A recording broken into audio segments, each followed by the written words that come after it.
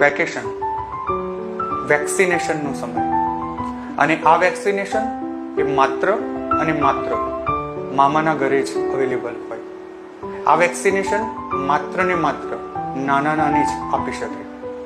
જવું જોઈએ વેકેશનમાં. સમર વેકેશન એ બાળકના ઘડતર માટે અને આનંદ માટે બહુ જ મહત્વનું છે. વેકેશનની અંદર બપોરે થાળીમાં પીરસાતો રસ એ પણ એટલો મજેદાર. અને વેકેશનમાં જીવાતી પળો એ સરસ. એટલું જ નહીં, ભાણેજના હૃદયમાં, ભાણેજના મન પર અને મનમાં રહેલો ભરપૂર અને ઢગલાબંધ હરખ. આ રસ, સરસ અને હરખ નો અદ્ભુત સંગમ એટલે આપણું વેકેશન. નહીતર એવું